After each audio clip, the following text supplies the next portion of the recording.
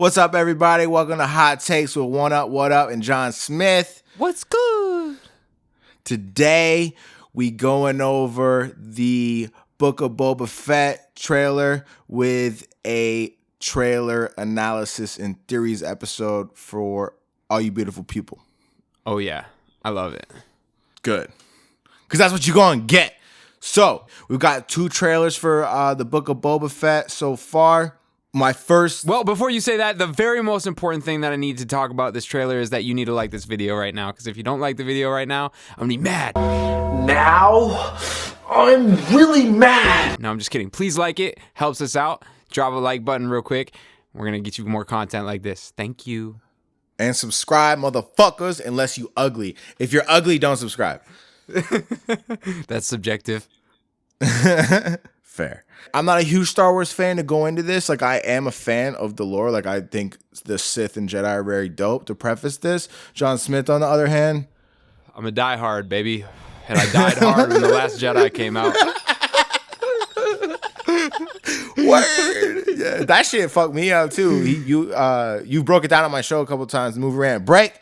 Yeah, you've always brought some real good light to how not acceptable the new trilogy is.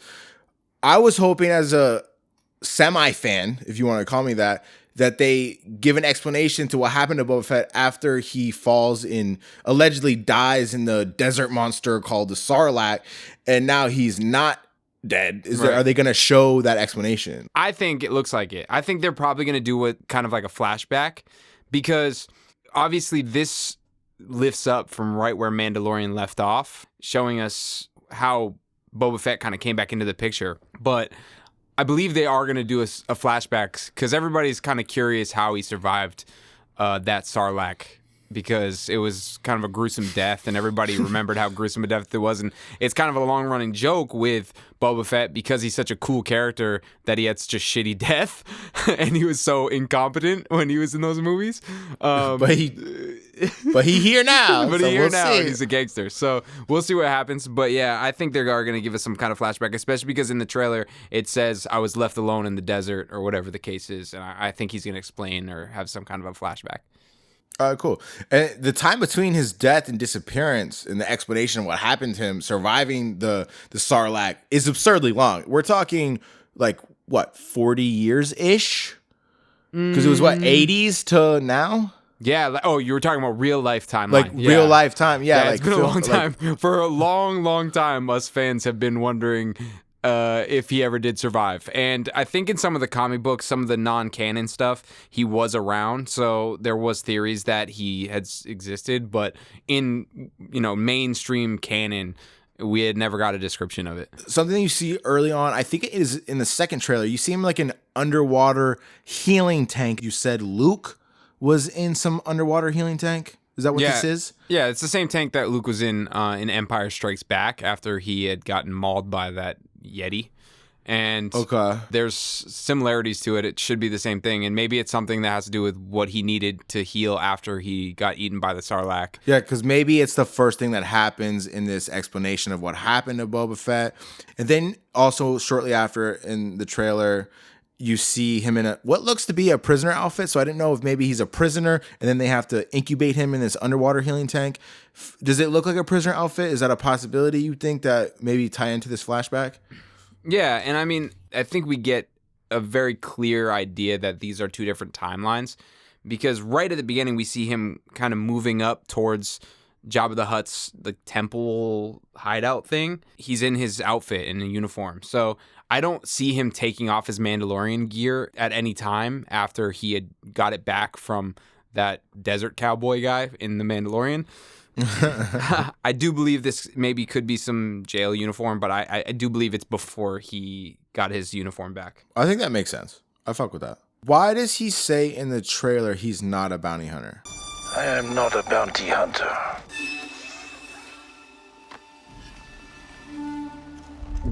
I've heard otherwise. And that's the whole thing. The Mandalorian showed him change from what we remember him to be.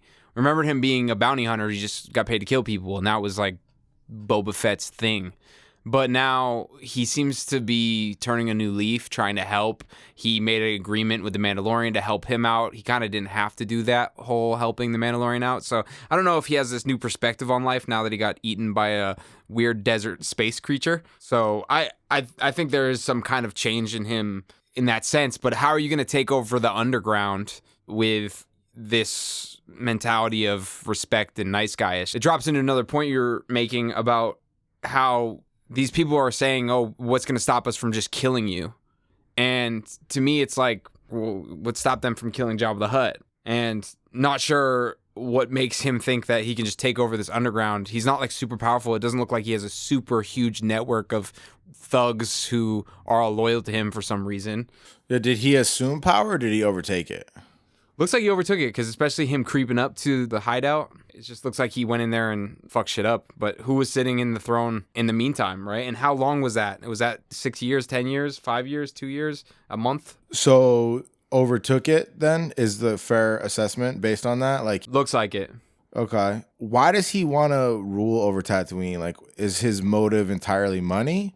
He obviously overtakes it because he tells the former captains of Jabba the Hutt, which also insinuates that there wasn't a new reign over the underground because they're still the Jabba the Hutt captains. Unless he killed him. Maybe.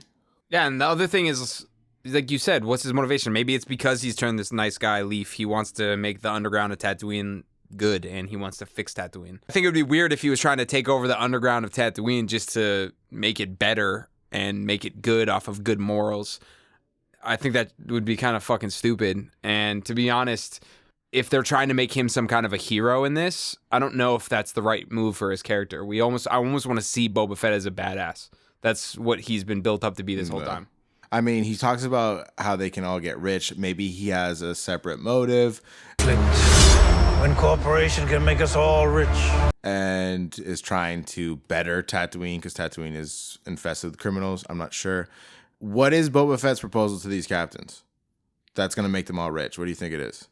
I'm not sure, to be honest. Maybe it's piracy, or maybe it's... I don't think it's going to be something legal, per se, but maybe just something that's not so unorganized. And it could be grand, like a takeover of a different planet or something. I don't know, like a planet where there's bad people, and he's like, oh, if we take over this planet, we'll be rich. I think they're probably going to tie it into something that has to do with the Republic falling and some way of taking over their old base and selling their parts or ships or whatever. You know what I mean? Who knows? But I just know that if it's not something that's gangster and badass, I'm going to be pissed. You know what's not gangster is that bulldog face-looking motherfucker that used to be one of Jabba the Hutt's former captains. He looks dumb as fuck. Let's be real. And there was a couple other motherfuckers that look like him too. Did you not think that looked There dumb? is like a fine line, right? I don't want tons of CGI characters, and I think they do that too much in a lot of movies. And they're really trying to keep all these TV series for Star Wars grounded like the originals, which I really like. But if you're doing it, you gotta make it not look like Planet of the Apes from 1975. It'd be better not to do that. Check the date. I don't know if that date's right, but yeah, that is not accurate, I guess. That was not accurate. That is not correct. Why was set 1975 the guess? Was that like a bad? I think it was a 70s movie, right? Was it a 70s movie? I think it was 70s. Check tape. Or even the one with Mark Wahlberg in it. The faces look really weird. Look like Who's from Whoville. It looked better than that shit. The Who's from Whoville is kind of accurate. I'm not gonna lie.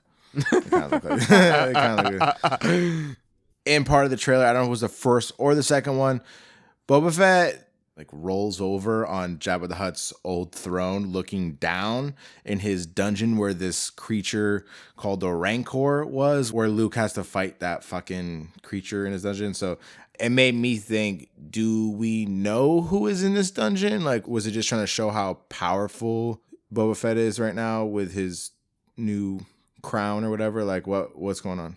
Yeah, I don't know. It's interesting too, because does he have another creature down there like the Rancor? It doesn't seem like it. He's saying speak freely, and I wouldn't do what Jabba the Hutt did. So I don't think he's using his power in that sense the same way. But I'm not exactly sure. Maybe he just got there and there's already someone down there, or there's already a creature down there or something. I don't know. It's interesting. I think I liked what you just said, where you said there could be someone already down there. Yeah. Because that could be more in line with what they're saying about Boba Fett and his whole connotation of his ruling the underworld. Because he said he was going to change what Jabba the Hutt did. So naturally, if he threw someone in that dungeon, it would be exactly what Jabba the Hutt did. So it would be cool if there was a character that we were familiar with, as Boba Fett took the mantle with the underworld, and there was some motherfucker like in that same dungeon. That'd be hot. I'm just curious, and this is a general question, but I'm just curious, like, are we that excited for this? I don't know if I am. I like Boba Fett as a character, but to go on this journey with him of taking over stuff that we've already seen before and treading those same waters, like this is the big problem that Star Wars has had for a long time, is they have a giant universe they can cover with unlimited ideas. And I think that George Lucas had the mindset of trying to expand on that. And that's why when he did the prequels, they were so different from the original trilogy, because he saw the potential to be able to expand this universe. And I think everyone after that is just trying to recreate that magic from the first movies. And I don't think that's a bad thing. I think that's good to keep it small. But why are we still in Jabba the Hutt's, lair? Like, why are we there? Like, we could go so many other places with Boba Fett. Why are we retreading the same ground is, I guess, my whole thing. I think it's fan service. And I think it's giving people, like you said, something familiar where people will like it because it seems like the originals. They're trying to stay grounded with things. And I think that's probably the main thing. But I think it would be cool to introduce other elements from here and not always stay in the same spectrum of everything that people loved originally. And I know that sounds weird, but I think it'd be a good time to branch off and do something new and original. And that was the problem with the sequel trilogy, right? The sequel trilogy was just treading the same water. I think The Mandalorian did a good job at introducing a new character, introducing new worlds, some of the same worlds, obviously, but new worlds, new places, new creatures, new aliens, new everything, while still keeping a lot of the same stuff that we're familiar with to make us stay focused that this is the same universe. But it's just, this is a little bit too close to home, I guess. It's not a bad jump off point, to be fair, because that's where Boba Fett died, allegedly. So, like, to start there would be good. I think if they branch off throughout the season, that'd be great. But I don't think it's a bad starting point, but yeah. Can we talk about how we saw the Millennium Pigeon? Yes. So allegedly somebody said that the Millennium Falcon's in this trailer that just dropped, and that's definitely not the Millennium Falcon. No, you said the same manufacturer, and I started laughing, and I was like, same make, different model. Yeah, so it's the Millennium Pigeon. Holla. I'll fuck with that. Because you pondered too, you were like, maybe it's the Millennium Eagle. I was like, nah, that's not the high-end version. Like, that's not the not even top model. Millennium Hawk. No, it's Millennium Pigeon. One thing when I was watching the two trailers is it had a lot of congruencies. Everything was on Tatooine, it seemed. And it had me wondering, I mean, my hope is that this is just, like I said, a jump off and it does migrate to other places. But is this everything that we've seen in the two trailers, is this all in the first episode, or is it? Yeah, it's either one of the two. It's either this whole setting is on Tatooine the entire time, which probably could be very boring, or it's the fact that this is just giving us a small little snippet of this whole entire show, which is like literally maybe the first 20 minutes of the first episode or something like that. Which I would like that. That would be nice, because if this show can expand more, it doesn't have to go crazy, but I just want it to expand more on, the character and what's going on and explore more of this universe. Maybe not as much as The Mandalorian, but just a little bit more, Yeah, and it's like, if I'm not mistaken, the majority of season 2 of The Mandalorian was on Tatooine as well. Yeah, there was a lot. At least like half of it or something in that realm. But so, yeah, hopefully it's not, but I don't think it will be. I'll taking place on Tatooine, but I assumed watching the trailer, being that they were so conservative with the trailers, that it had to have been like the first episode ish, maybe the first couple. But why do you think the show is called The Book of Boba Fett? Because that is the name of the show, right? The Book of Boba Fett. Yeah, I'm not positive. I mean, maybe that's giving kind of reference as to them showing us a glimpse of his story, right? And not just focusing on what happened after The Mandalorian, but also what happened after he was eaten by the Sarlacc and whatnot. So I think it could just be reference as to there's story. chapters and there's a story, et cetera, et cetera. You don't think there's any particular book, like tangible book? No. Okay. What do you think the purpose of this show is as far as expanding on the Star Wars universe? Like, where does it lead to? What, like, is this going to have any implications on future films and shit like that? That's my whole thing, is like, these movies are hard when we're talking about mainstream characters that we know we didn't see in the sequel trilogy. And honestly, I'm all for doing things that have nothing to do with the sequel trilogy. Don't misquote me here. I'm all fucking for it, because the sequel trilogy was ass. So anything we can do to touch on characters and storylines and topics that aren't related, fuck yeah. It's just, if they try to tie it in some way to the sequel trilogy and they try to like introduce him to a character that we knew from there and I'm just gonna be tired out about it. Let's avoid it altogether. Let's talk about different things that aren't anything that has to do with that catastrophe of those three movies.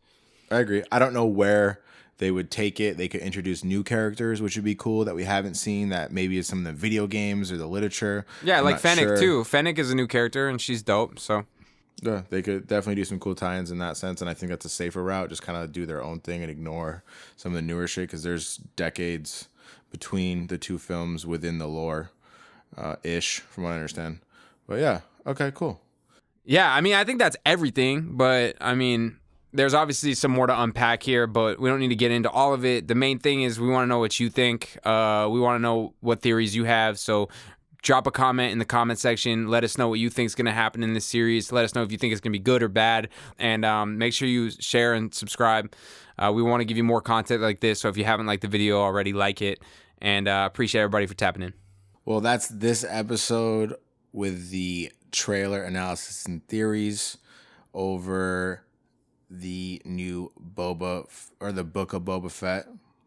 And I want to thank everybody for tuning in this episode. Like John Smith said, thank you, and we'll catch all you beautiful motherfuckers next episode. Deuces. Peace.